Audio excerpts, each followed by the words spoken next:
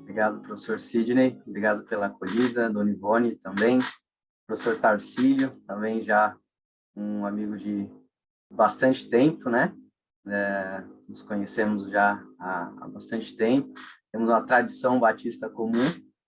Também aos palestrantes de ontem, né? Todos conhecidos, professor Mazacorati, professor Pedro, com quem eu tenho também uma obra publicada junto com ele. Meu primeiro livro sobre Deuteronômio foi junto com o professor Pedro. Então, me sinto bastante confortável aqui entre vocês, né? Espero poder contribuir com a reflexão. Compartilho com a dona Ivone essa mesma paixão pela literatura bíblica, né? Eu diria que dos componentes que me fizeram, aos 17 anos, estudar teologia, sem dúvida, a paixão pelo mistério da literatura bíblica, né? E quanto mais você vai lendo, mais portas se abrem. Esse foi um componente fundamental no meu encaminhamento teológico e depois no meu desenvolvimento acadêmico também. Então, vai ser uma alegria compartilhar com vocês. Eu não sei, eu consigo compartilhar aqui um PowerPoint, Sidney? Acho que consigo, né? Consegue, sim. Deixa eu ver se entrou. Aí... Foi, né? Foi. Um abraço também, aproveitando aqui, para o pastor Nino, que me deixou um recado aí no chat que eu vi agora há pouco, também muito querido. Abraço, pastor Nino. Bom estar aqui com vocês. Bom, eu queria refletir um pouquinho com vocês nessa noite sobre teologia narrativa, narrativas no Novo Testamento. Eu queria começar deixando claro assim, qual é o nosso objetivo, né? Porque quando a gente fala sobre narrativas no Novo Testamento, é muito possível que uma das coisas que nos venham à mente sejam as diferentes estratégias de aproximação, as diferentes possibilidades de abordagem dos textos narrativos, né, do Novo Testamento e as próprias diferenças nas narrativas, né? Mas eu quero fugir um pouquinho desse paradigma de abordagem, principalmente porque nós encontramos, geralmente, né, esses paradigmas em manuais de hermenêutica, né, como interpretar uma parábola, como interpretar, né, as diferenças entre os evangelhos e tal. Então, eu queria deixar um pouco de lado essa abordagem e entrar no espírito da ideia de simpósio mesmo, que é trazer alguma coisa para a discussão, né, trazer um pensamento, uma reflexão para a discussão. Então, como objetivo, aqui eu quero refletir com vocês sobre as possíveis articulações entre teologia e narrativa, né? São duas grandezas, né? Dois conceitos, digamos assim, importantes e que estão, portanto, em interface quando a gente fala de narrativas do Novo Testamento. Necessariamente, num curso de teologia, nós não estamos falando de uma abordagem a essas narrativas que não tenham também um interesse teológico, né? Então, por isso, a articulação entre teologia e narrativa no Novo Testamento e os desdobramentos disso para a nossa produção teológica, não apenas para a nossa recepção teológica, ou seja, né, a nossa abordagem do texto narrativo, mas também pensando em como é que esses elementos narrativos se introduzem na nossa própria produção teológica, o que isso implica, né, para a nossa construção teológica. Então, essa vai ser a nossa reflexão nessa noite. Eu espero contribuir com vocês com algumas ideias, né? Então, começando com algumas categorias introdutórias, principalmente visando esclarecer três possibilidades de articulação e que, de certa forma, essas três possibilidades vão direcionar a nossa jornada aqui, três possibilidades de articulação entre teologia e entre narrativa, ou seja, entre aquilo que seria a substância do pensamento, né? Quando a gente pensa em teologia, é mais ou menos isso o que a gente está pensando, né? Aquela ideia formulada, aquela substância do pensamento articulada, construída, elaborada, pensada, refletida, e que seria, portanto, a teologia, e a forma literária expressa, que seria o aspecto propriamente narrativo, que, quando a gente pensa no texto bíblico, né, nas narrativas do Novo Testamento, a gente está falando de uma forma literária, mas que também, quando a gente pensa na produção teológica nossa, a gente também pode falar de uma forma discursiva, ou seja, não apenas uma forma que se encontra no registro escrito, mas também uma forma que se encontra no registro oral, no registro falado. E por que isso é importante?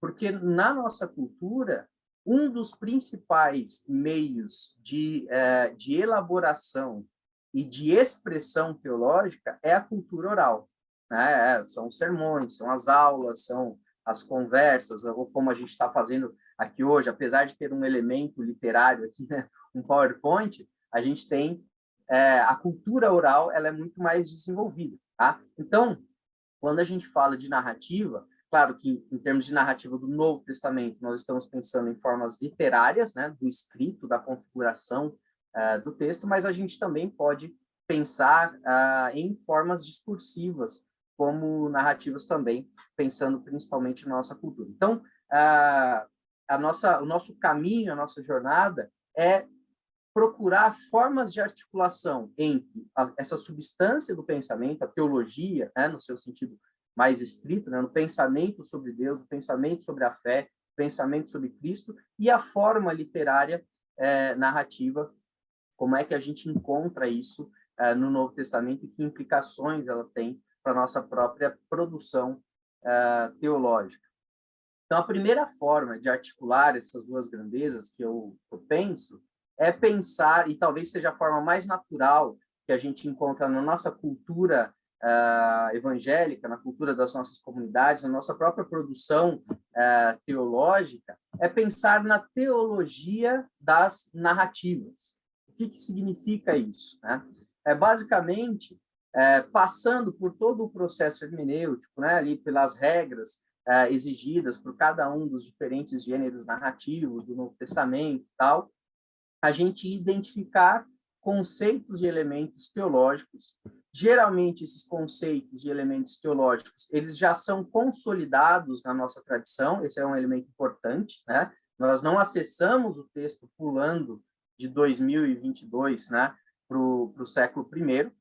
Nós temos uma história de leituras do texto bíblico, uma história de recepção do texto bíblico, uma história de transmissão do texto bíblico, e que essa história, portanto, ela vai se consolidando na tradição ou nas várias tradições, né, das diferentes comunidades cristãs, e, portanto, esses conceitos eles vão se concretizando na tradição, e nós passamos a identificar esses conceitos nas próprias narrativas. É quase que um caminho meio que cíclico, né? Nós identificamos os conceitos teológicos, esses conceitos, de certa forma, eles são consolidados na tradição, e isso faz com que nós busquemos esses mesmos conceitos novamente nas narrativas, né?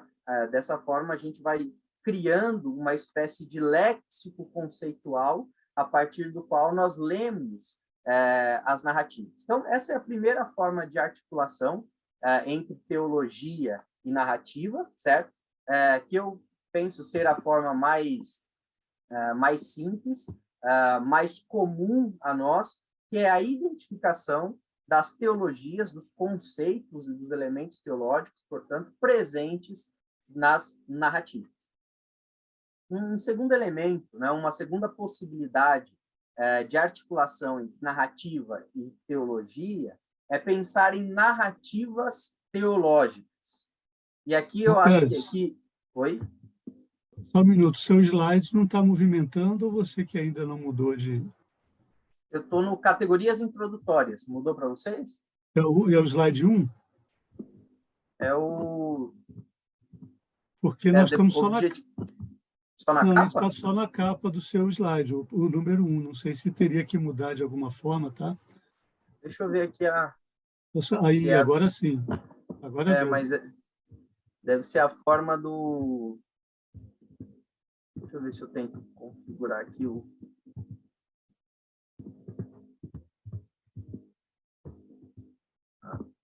Repetição, pode ser isso. Coloca como apresentação, isso. Mas eu acho que...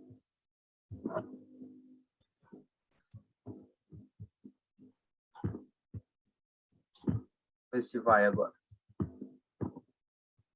Tá mudando? E agora sim. Deu certo. Ah, maravilha. Essas configurações de computador que às vezes reconhece outro monitor, às vezes não reconhece. A gente vai sambando aqui no... Perfeito. Então, retomando aqui agora, acompanhados aí do slide, né? Então, a nossa... Fazer um breve review aqui.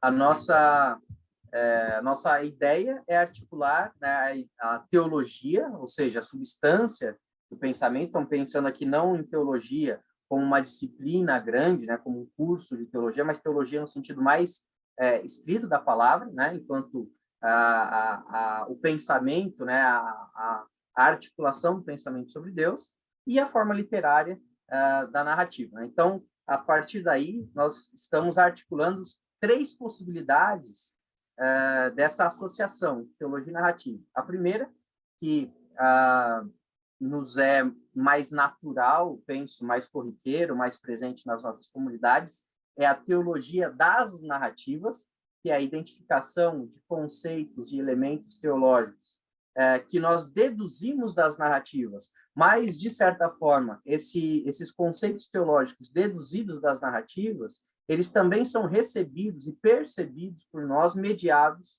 pela tradição.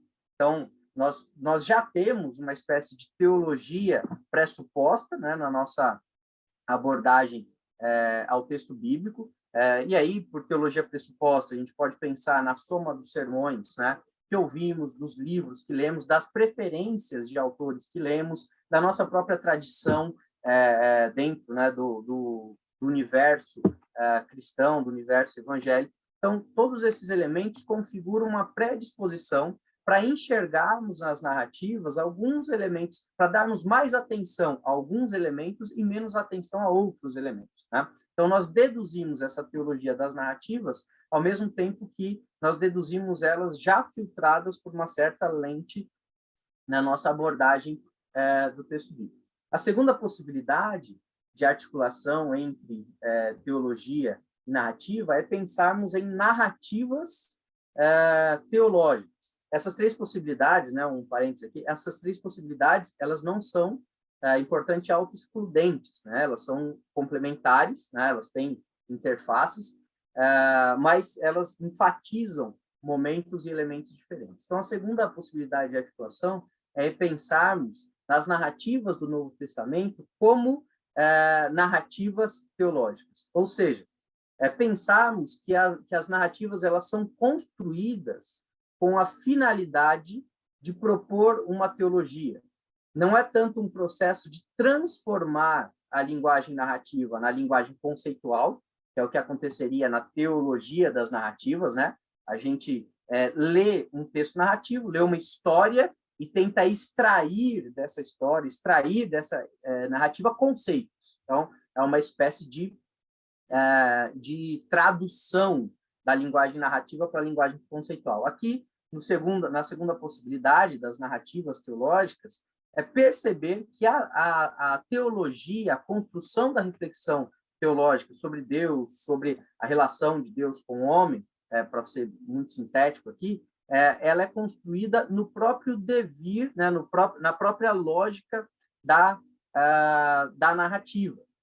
Então, nesse aspecto, nesse segundo sentido, a gente privilegia a existência da narrativa. Quer dizer, o fato de o texto apresentar-se narrativamente passa a ser um elemento importante. Ele não é uma linguagem que vai ser depurada e convertida em conceito, porque a teologia ela é essencialmente conceitual, né? O fato de o texto apresentar-se como narrativa passa a ser um ingrediente importante para a própria reflexão teológica. Portanto, a gente privilegia aí a existência dos textos narrativos. E aqui a gente tem que fazer um parênteses importante, que é perceber que boa parte dos textos bíblicos, né, quando a gente pensa em Antigo e Novo Testamento, são predominantemente narrativos, né?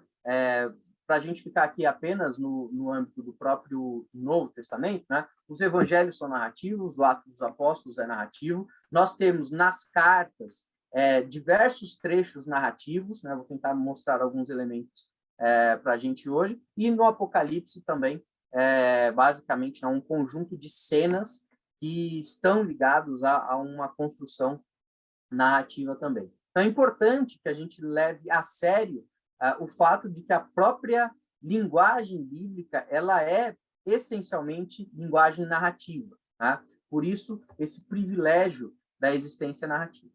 E a terceira possibilidade, que para mim está muito associado a essa segunda possibilidade, né, apenas uma nuance diferente, é a teologia narrativa, que é a teologia que se expressa em formato narrativo. É quase que, digamos assim, uma continuação das narrativas teológicas, né? Se nós reconhecemos o caráter teológico das narrativas bíblicas, nós também abrimos a possibilidade de uma construção teológica, de uma reflexão teológica em linguagem narrativa, né? Por isso que elas não são excludentes, elas se somam, né?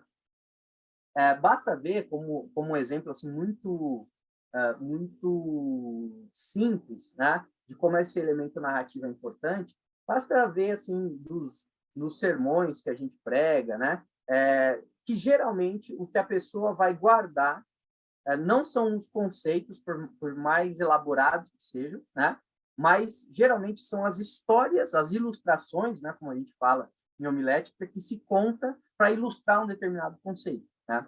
De certa forma, esse é um elemento muito simples, que está vinculado a essa ideia de teologia narrativa, tá? Então, veja, se por um lado a gente reconhece o caráter narrativo dos textos bíblicos e, portanto, e que a teologia desses textos deriva também do seu formato narrativo, isso seria a consideração das narrativas teológicas, por outro lado, a gente também entende que a própria produção teológica precisa dialogar com esse formato narrativo, precisa entender ou precisa até utilizar esse formato narrativo. Nesse sentido, a gente privilegia a existência da teologia em formato narrativo. E por que isso aqui é tão importante, ou por que eu considero tão importante, pelo menos quando a gente passeia, né, pelas comunidades, pelas igrejas, quando a gente conversa com as pessoas?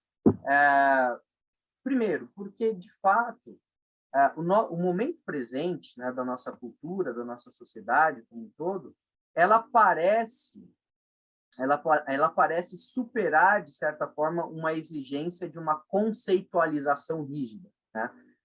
O espírito de época do nosso tempo parece caminhar por outros vieses, né, do que a construção de sistemas lógicos muito bem ordenados, né? Já foi o tempo em que as pessoas tinham sistemas lógicos muito bem ordenados na sua cabeça e, a partir daí, elas direcionavam a sua existência, o seu comportamento e tudo mais, né? O ser humano contemporâneo, ele tem uma cabeça bricolada, né? Ele tem uma cabeça multifacetada e que, muitas vezes, sobrevive na base até de uma certa incoerência conceitual quando a gente pensa numa conceitualização de fundo. Então, essa exigência do conceito parece ter diminuído, né?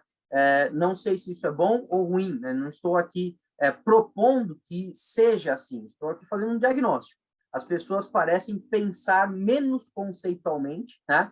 E, por outro lado, a nossa cultura brasileira, e principalmente a cultura popular, ela ou ela privilegia a linguagem narrativa, né? Quem não gosta de ouvir uma boa história, né? Enfim, ou as más línguas contando, né, a última fofoca, enfim, né? Então, esses elementos narrativos fazem parte, de certa forma, da nossa cultura popular e, portanto, da cultura das nossas igrejas. Então, por isso, essa retomada dos elementos narrativos, também como elementos teológicos importantes. Então, tem entendido essas três possibilidades de articulação, né? A ideia da teologia das narrativas, ou seja, da tradução daquilo que nós encontramos nas narrativas em linguagem conceitual. A ideia das narrativas teológicas, ou seja, a compreensão de que a produção teológica das escrituras, ela acontece narrativamente. E a ideia de teologia narrativa, que é dar a sequência a isso, ou seja, a ideia de nós, de alguma forma, dialogarmos com a linguagem narrativa e produzirmos teologia narrativamente, né? Tendo entendido esses elementos, eu quero caminhar agora destacando, né? Cada um desses momentos e como isso, de certa forma, acontece no ambiente teológico e quais as possibilidades, né, da gente arriscar uma teologia narrativa, considerando as teologias do Novo Testamento, tá? Bom, e aí eu quero começar por uma reflexão que, novamente, aqui não quero... aqui não é uma avaliação, né? Mas é um diagnóstico da cultura protestante, creio que a maioria aqui vem, né, de comunidades protestantes. Então, eu quero começar com um diagnóstico que dizendo que a boa parte da teologia que forma, que se perpetua, né, nas nossas comunidades, ela e que tem a ver com as narrativas, é uma teologia das narrativas, ou seja, é a tentativa de transformar a linguagem narrativa em uma linguagem conceitual, tá?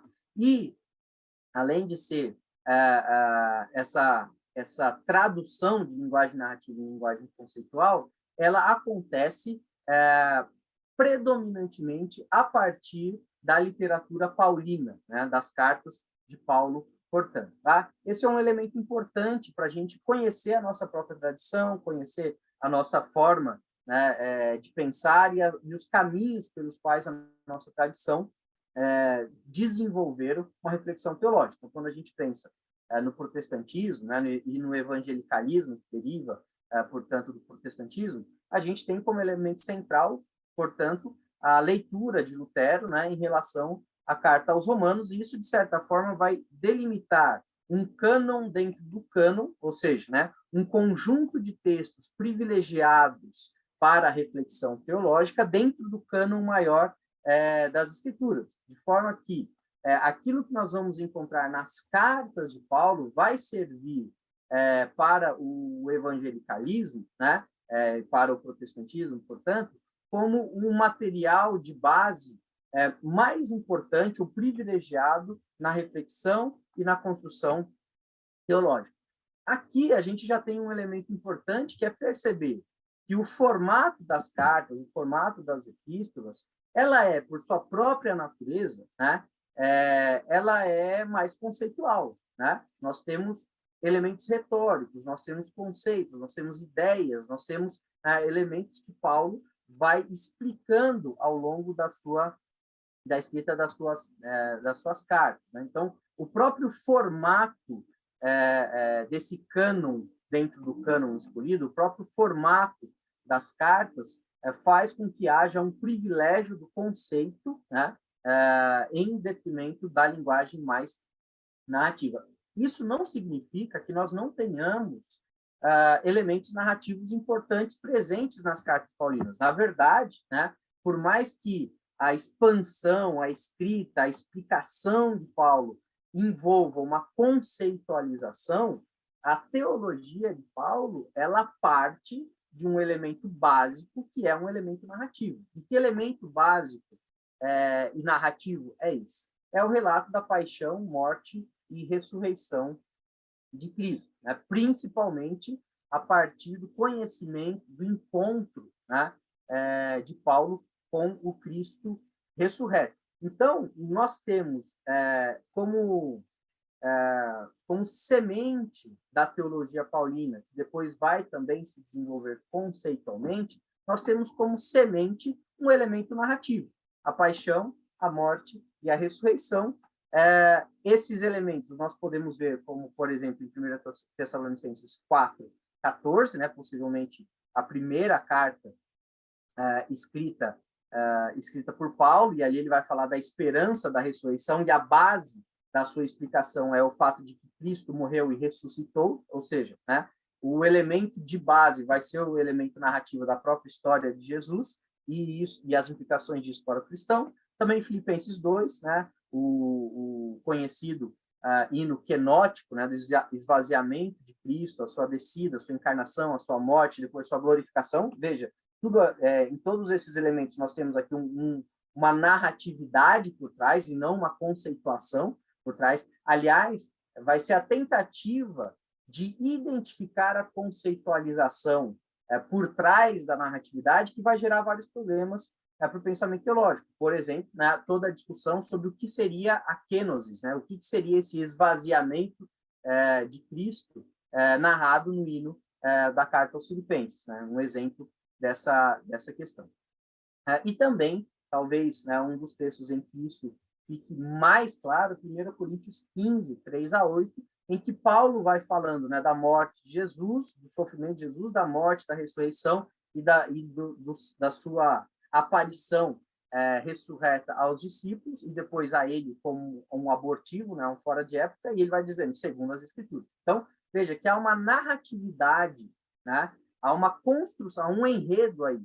E que enredo é esse? É o Cristo, né, que sofreu, morreu e ressuscitou. Né? Então, sofreu, morreu e ressuscitou, aqui a gente tem um elemento narrativo, e aí Paulo vai refletir a partir dessa narrativa de base, né, que eu chamei aqui de metanarrativa teológica. Basicamente, as cartas de Paulo serão uma grande reflexão dos desdobramentos da implicação dessa narrativa. Aí Paulo, portanto, expande isso para o que eu chamei aqui da narrativa Adão-Cristo, né, ou seja, antes da paixão de Cristo, as razões da paixão, que são o pecado da humanidade. Então, Paulo vai construir isso aí em Romanos 5, né, o primeiro Adão e Cristo como o segundo Adão. Então, aqui a narrativa se expande até que a gente tem a forma bastante consolidada na nossa tradição de pensarmos uma metanarrativa como criação, queda, redenção e consumação, né, digamos assim, um grande drama em quatro atos. Né? De certa forma, aqui a gente tem uma linha narrativa: criação, né, a queda, Gênesis 3, todo o processo de redenção, e a consumação, que nós só temos em fé e esperança, né, até que ela aconteça. Então, mesmo Paulo, com toda, né, que é a literatura privilegiada no nosso contexto protestante, no nosso contexto evangelical, para a produção teológica, mesmo Paulo, a sua produção teológica deriva de uma reflexão e, de certa forma, até de uma tentativa de tradução dessa narrativa sobre a morte e ressurreição de Cristo para o contexto gentílico, né? Para o contexto greco-romano mais amplo, uma vez que Paulo é conhecido, né, e destinado a ser o apóstolo dos gentios. Além dessa metanarrativa teológica, né, em que Paulo, portanto, vai derivar da narrativa sobre Cristo todas as implicações da humanidade, né, nós vamos ter pelo menos mais 2 elementos narrativos importantíssimos para a reflexão teológica e para a compreensão dessa interface entre produção teológica e narrativa, que é a própria história de conversão de Paulo, né, que a gente tem aqui um elemento narrativo, portanto, certo?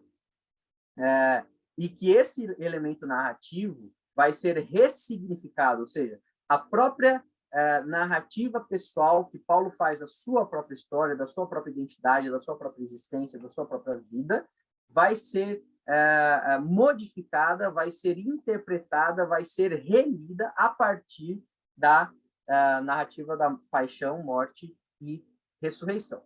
E um segundo elemento mais sutil, importante para quando nós abordamos a teologia paulina, é perceber que as cartas, enquanto escritos circunstanciais, né, escritos que partem de uma relação,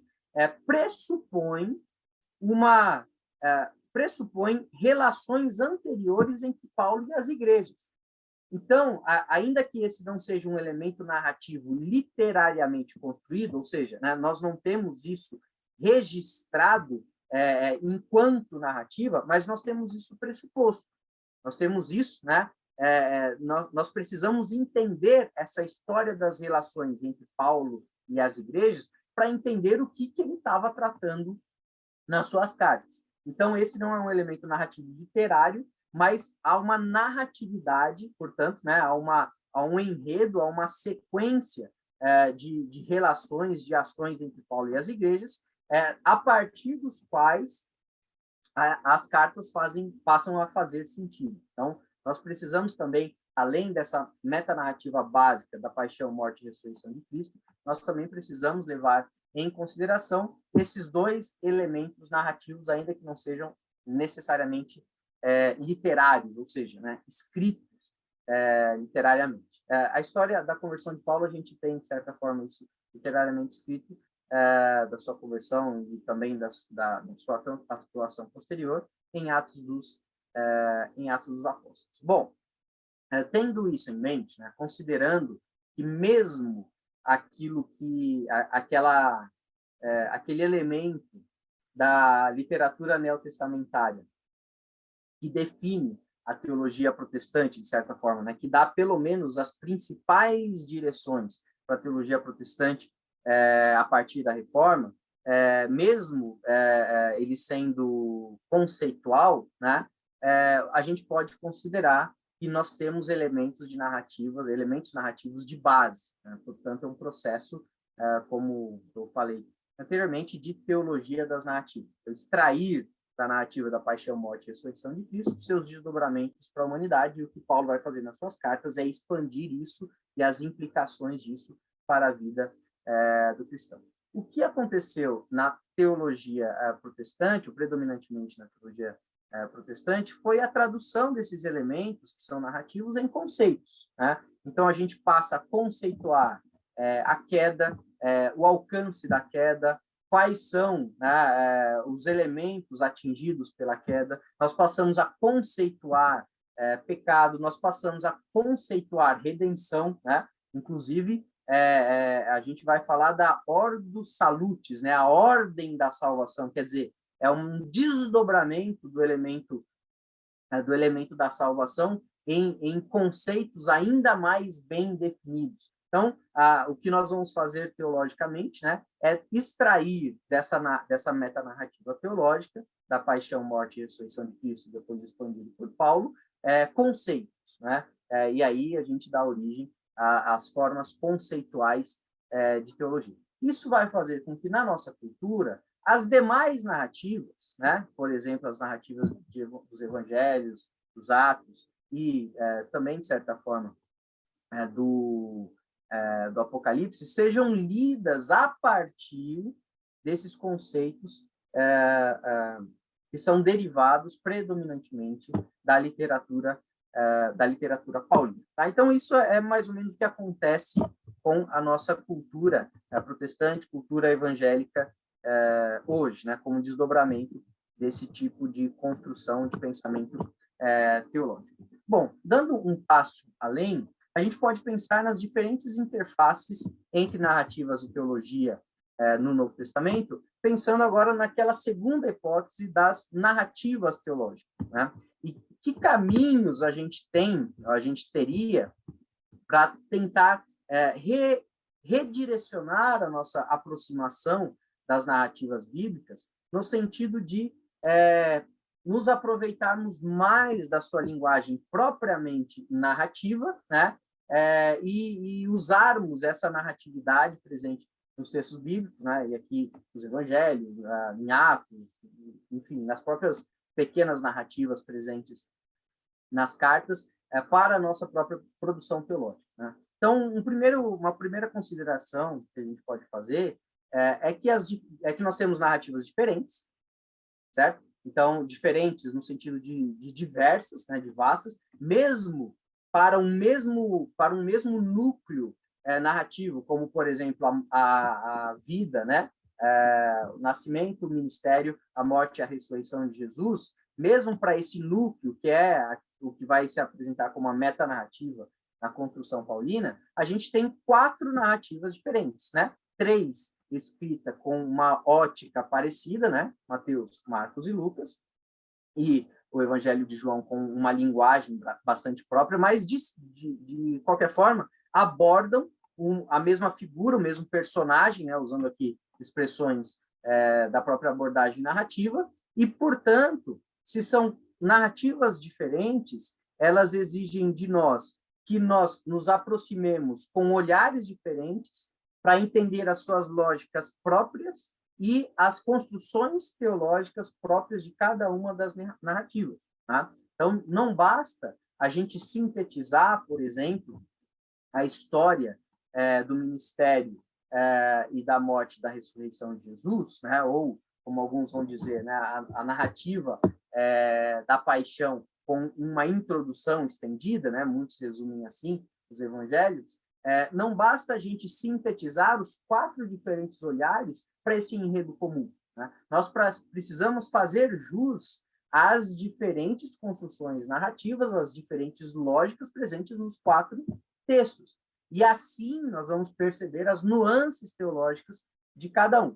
Quando a gente pensa nos evangelhos, né, a gente precisa considerar, por exemplo, o tempo do narrador, e aqui já estou resgatando elementos da própria abordagem às narrativas, né? O tempo do narrador, ou seja, quem escreve cada um dos evangelhos, escreve num determinado tempo para uma determinada finalidade, certo? Então, nós temos esse tempo do narrador, mas nós também temos o tempo do narrado, que seria o tempo do próprio Jesus, né? É como se eu estivesse aqui em 2022 contando para vocês algo que se passou comigo no início da pandemia. Então, nós temos o tempo do narrador, o tempo do Lucas 2022, contando aqui para vocês, e o tempo do narrado, que é algo que aconteceu no início de 2020.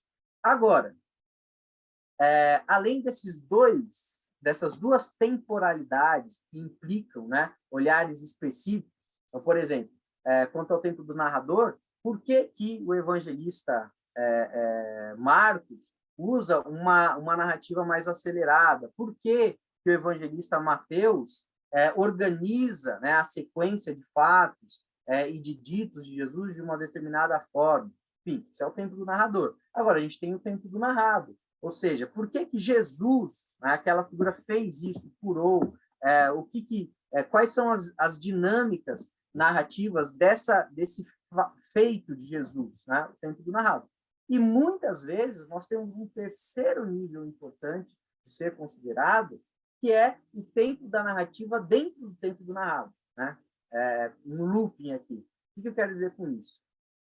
Eu quero dizer que muitas vezes, por exemplo, o próprio Jesus, como pertencendo a uma narrativa, a narrativa do Evangelho, né? O Evangelho de Mateus, o Evangelho de Marcos, enfim, né? Qualquer um dos evangelhos, o próprio Jesus conta uma história, conta uma narrativa, que nós conhecemos predominantemente como parábolas. Então, é um outro nível de temporalidade narrativa que a gente precisa abordar, que a gente precisa se dar conta.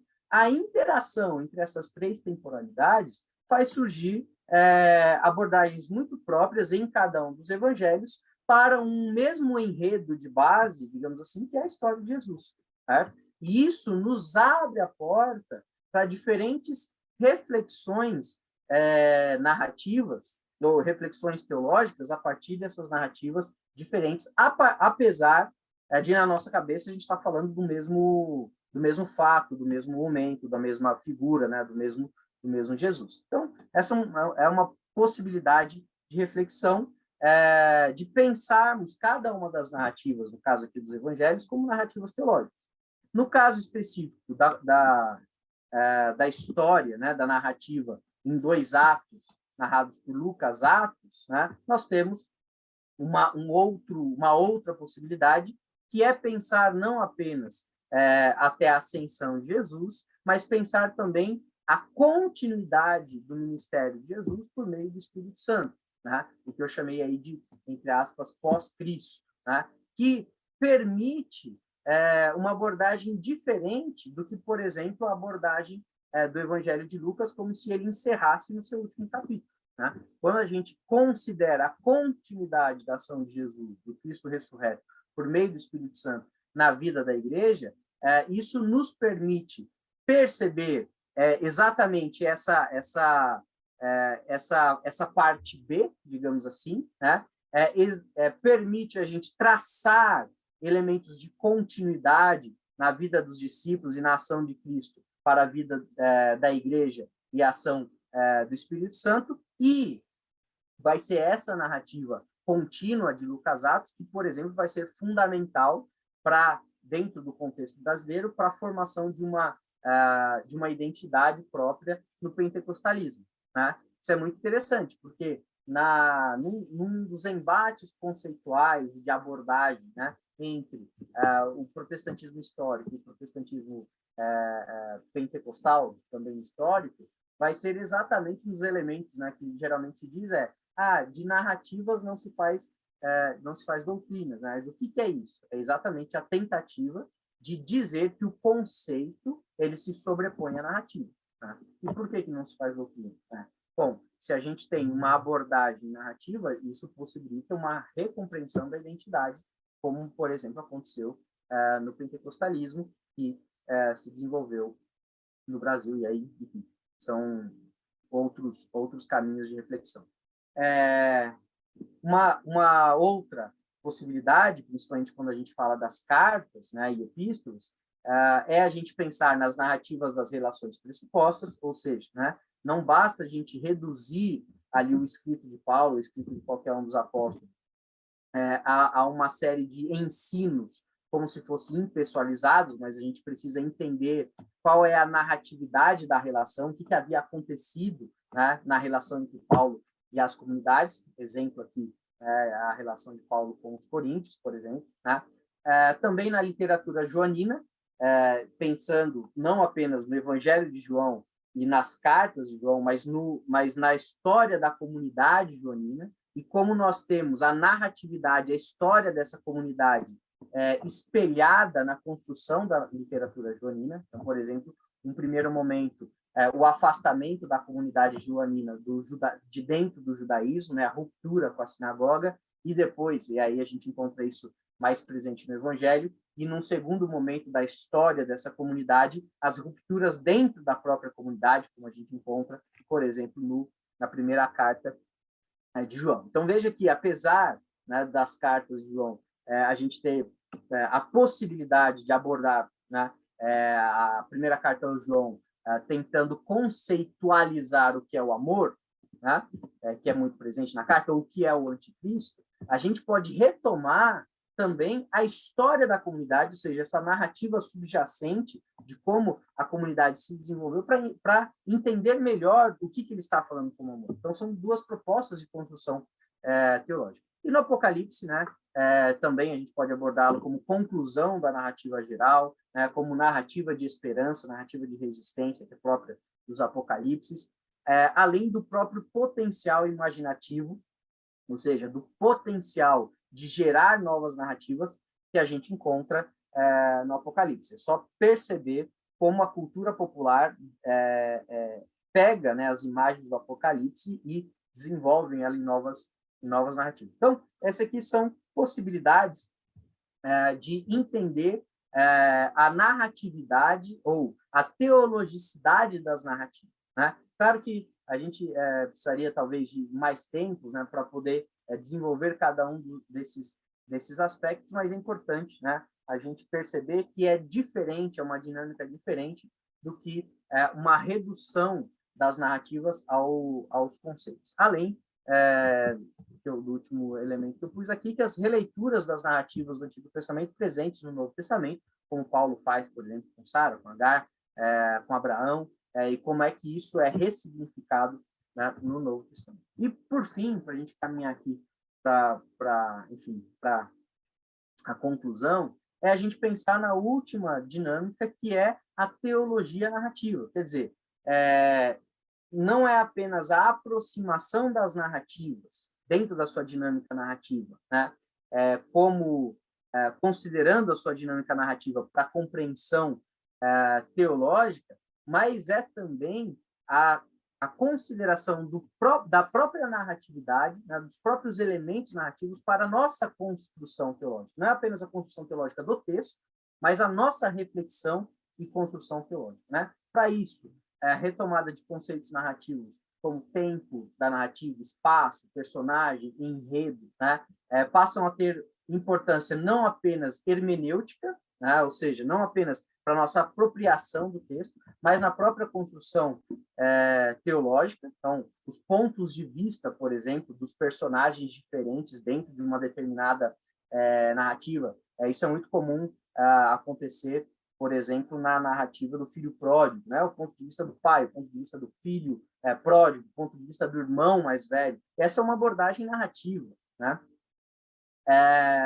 O resgate das lógicas literárias presentes nas narrativas, jogos de linguagem, metáforas, ironias, os vazios do texto, né? Aquilo que o texto propositalmente não disse, né?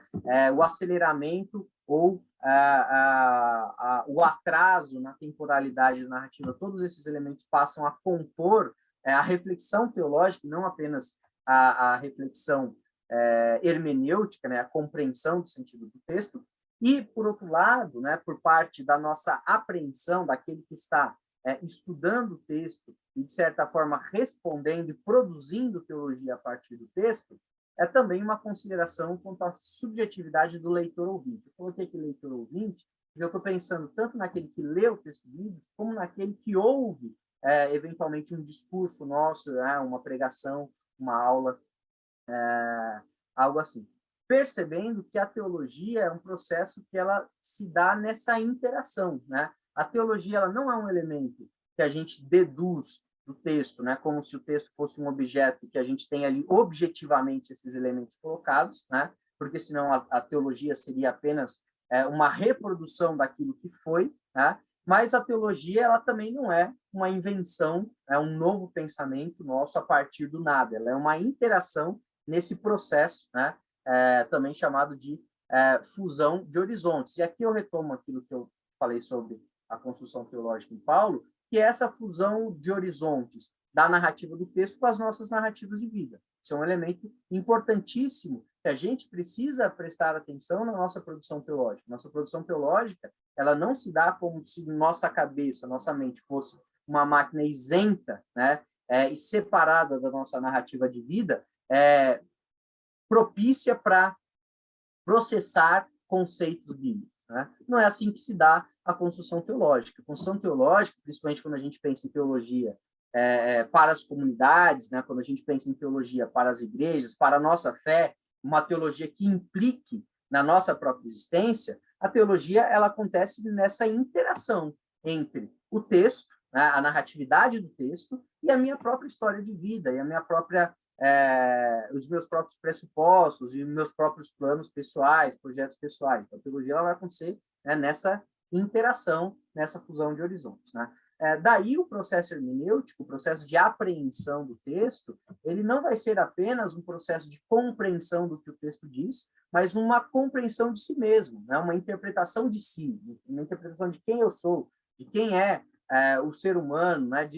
Portanto, uma hermenêutica do texto, mas também uma hermenêutica da condição humana. Né? De que forma, portanto, o texto me ajuda a entender a condição humana aqui e agora. Agora, essa compreensão ela não se dá apenas pela objetividade do texto, mas pelo atravessamento entre o que a narrativa diz, né? E as histórias de vidas, como, por exemplo, a nossa própria existência. Daí é que a gente pode considerar uma pluriteologicidade quando a gente pensa em teologia narrativa. Por que pluriteologicidade? Né? Primeiro, porque a gente tem uma pluralidade de narrativas, certo?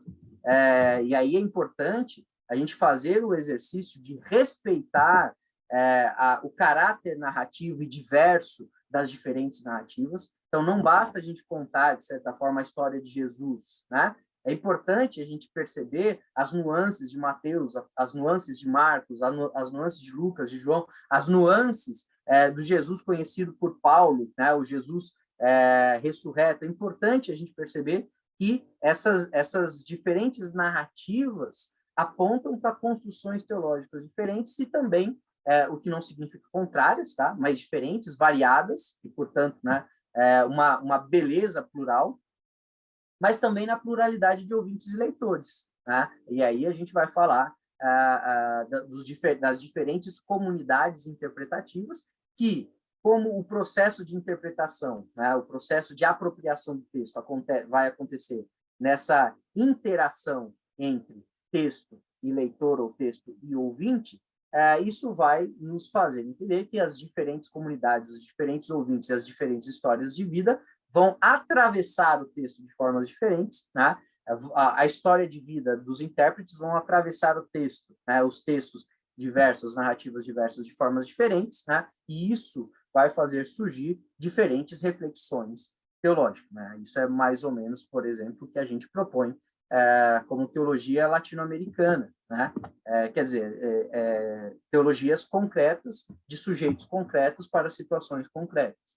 Então, esse é um pouco do caminho da teologia narrativa, não como contrária, né, à teologia das narrativas ou mesmo às narrativas teológicas, mas como uma abordagem complementar que respeita, ou pelo menos tenta resgatar os jogos literários, as lógicas literárias das próprias narrativas bíblicas, e com isso nos dá uma maior apropriação da beleza plural das diferentes narrativas.